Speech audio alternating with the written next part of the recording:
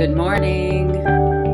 It's time for my weekly video message, and I've been thinking about it all week and kind of thinking through some different topics and what I could actually talk about. And I decided to talk about this idea of unconditional permission to eat and enjoy food.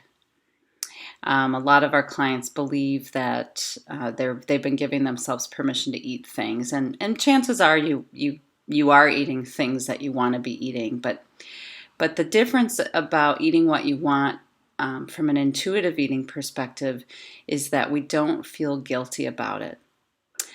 We don't have conditions around it, and we eat it with pleasure and gusto. And when I talk about the qualities of an unconditional permission to eat and enjoy food, people really start to see that, oh yeah, how they have been doing this has not been unconditional.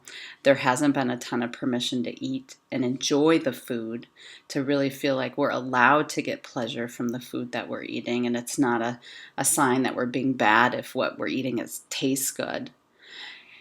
And that we don't have conditions around it. So we don't say, you only get 3 Oreos. You can have the Oreos, but you get 3. Or, you can have a scone, but you can only have a scone once a week. And so when we really look more closely at unconditional permission to eat and enjoy foods, people really see that they have not had this permission to eat in this way.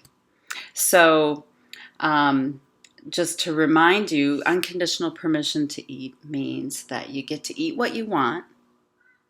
And when I say we eat what we want, we get really specific about it. So if you want a cupcake, whose cupcake? And how would it best be enjoyed? Do you want it with a glass of milk, a cup of tea, some coffee? What would bring you the greatest satisfaction?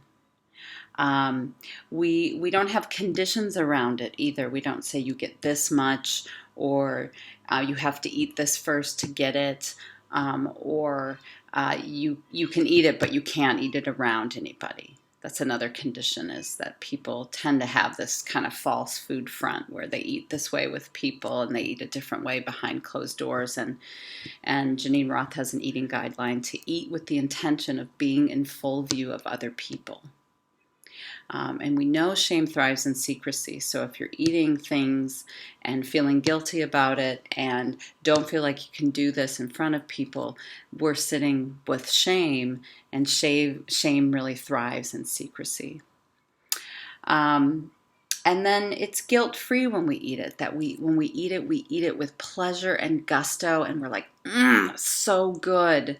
And we don't feel guilty before we eat it, while we're eating it, or after we eat it.